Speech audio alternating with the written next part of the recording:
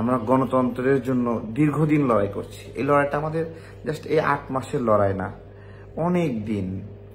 লেখাপড়া বাদ দিয়ে কোটা সংস্কার আন্দোলনে আসলাম, আসার পরে ব্যবসা করি, রাজনীতি করি, লোভ করিনি কখনো, ছোট্ট কর্ম করেছি। এবং এই নির্লোভ থাকতে থাকতে আপনারা আমাদেরকে চেনেন, আমরা কিভাবে চলি, আমাদের চলাফেরা কেমন, চালচলন কেমন, সবকিছু মিলে আপনারা জানেন। আমরা সেই লড়াইটা এখনো করছি। আমরা ক্ষমতার সঙ্গী না হওয়াতে, যারা ক্ষমতার সঙ্গী হয়েছে তারা সংঘবদ্ধভাবে আমাদের হ্যারাসমেন্ট, অথচ আমরা লোভ করি নাই, আমরা কিন্তু চাই নাই ভাই, না চাই আমাদেরকে হ্যারাসমেন্ট করা হয়েছে, না চেয়ে হ্যারাসমেন্ট করা হয়েছে। বলা হয়েছে ক্ষমতার লোভ করছি, দালালি করছি, কত কিছু বলা হয়েছে, অথচ একটা পয়সা কোথাও থেকে বেনিফিট নিলাম না আমরা। কিন্তু আমাদেরকে দালাল বানায় দেয়, আমাদেরকে মানে কি অবস্থা, লাল কমেন্ট বাহিনী এসে কমেন্ট করছে, মৌমাছির মতো ধরছে। অথচ আজকে আমাদের প্রত্যেকটা ঘটনা, প্রত্যেকটা প্রতিক্রিয়া সত্য প্রমাণিত হচ্ছে। এনসিপির বিরুদ্ধে প্রতিবাদ করেছি, এনসিপি গাজী সালাউদ্দিন তানভীর ওই সময় কি আমাদেরকে ধুয়ে দিল, নোংরা কথা, আল্লাহ মাফ করো, এত বাজে কথা দিয়ে আমাদেরকে হ্যারাসমেন্ট করা হয়েছে, চিন্তা করতে পারবেন না। অথচ আজকে সত্য প্রমাণিত হলো। হ্যাঁ, মুয়াজ্জেম আসিফ মাহমুদের পিএস স্যার, সব জায়গায় লেখা পিএস স্যার, আসিফ মাহমুদ পাঠিয়ে দিয়েছে দুর্নীতি করার জন্য, জালিয়াতি করার জন্য, করে ফেলেছে। নাহিদের নামটাও ওখানে রয়েছে।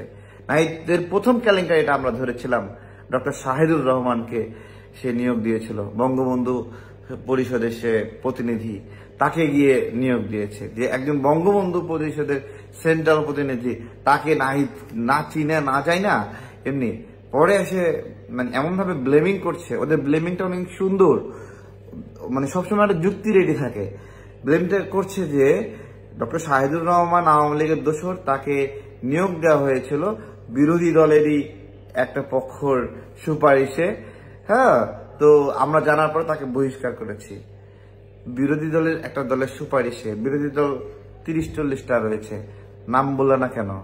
নাম এই জন্যই বলতে পারোনি তুমি, কারণ তুমি নিজেই টাকা নিয়ে ডক্টর শাহিদুর রহমানকে নিয়োগ দিয়েছিলা। এই জন্য নামটা বলার হিম্মত নাই। নামটা বললে তারা চ্যালেঞ্জ করবে, তোমার অসততা ফাঁস হয়ে যাবে। আমি তো বলছি, আজকে বড় কথা বলছে না, আল্লাহ সুবহানাহু তাআলা তাদেরকে তো সুযোগ দিয়েছিল, তাই না? 7টা মাস সুযোগ পেয়েছে Nahid. What change he made? হ্যাঁ, আমরা বলি না মাঝে মাঝে, অনেকে বলে, আপনার মনে হয় না আমাকে যদি 3 দিনের জন্য যদি চেয়ারম্যান করা হতো, 3 দিনের জন্য যদি প্রধান শিক্ষক করা হতো, 3 দিনের জন্য যদি মন্ত্রী করা হতো, তাহলে আমি এই কাজ করতাম। প্রত্যেকটা মানুষের একটা মানে হলো ফোকাসড ইচ্ছা আছে, যেটা সে পরিবর্তন করতে চায়।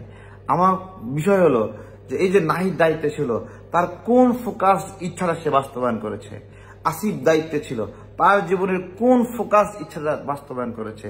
মাহফুজ দায়িত্বে আছে, কোন ফোকাস ইচ্ছাটা তারা বাস্তবায়ন করেছে?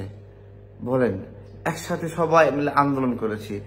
আমরা ক্ষমতার অংশীদার না হয়ে, ক্ষমতার লোভ না করে আমাদের চরিত্র হনন করা হয়েছে, মানে জাস্ট অহেতুক। আমরা আজকে যেগুলো ধরেছি, এগুলো প্রমাণিত হচ্ছে কেন?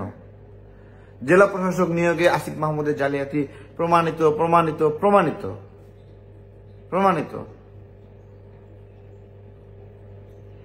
এই যে প্রশাসক নিয়োগে প্রমাণিত, এগুলো সবাই 3 কোটি টাকার চেক প্রমাণিত, এগুলো কিন্তু তদন্ত চলছে, আল্লাহর নামে তদন্ত চলছে। আজকে আমি বলবো যে এই যে এদেরকে সমাজে কোথাও জায়গা দিবেন না, ঠিক আছে? রাজনীতি করছেন না, রাজনৈতিক কর্মী আছেন, সমাজের মানুষ যারা রাজনীতির মাঠে আছে না, এদেরকে রাজনৈতিক হিসেবে বিবেচনা করবেন। কাউকে অতিরিক্ত মায়া দিবেন না। ওই মায়া দিয়ে সে সবকিছু কিনে নিতে চায়, কাউকে অতিরিক্ত মায়া দিবেন না, এটা জরুরি। হ্যাঁ, রাজনীতিবিদকে, যারা রাজনীতি করছে, আমরা হই, এনসিপি হই, বিএনপি হই, জামাত হই, জাতীয় পার্টি হই, আওয়ামী লীগ হই, সবাইকে রাজনৈতিক বিবেচনায় ট্রিট করবেন। রাজনৈতিক বিবেচনায় ভালো করলে মাথায় তুলে রাখবেন, আর রাজনৈতিক বিবেচনায় যদি খারাপ করে 2 পা ধইরা মাটির সঙ্গে আছাড় মারবেন। এছাড়া আর কোনো উপায় নাই।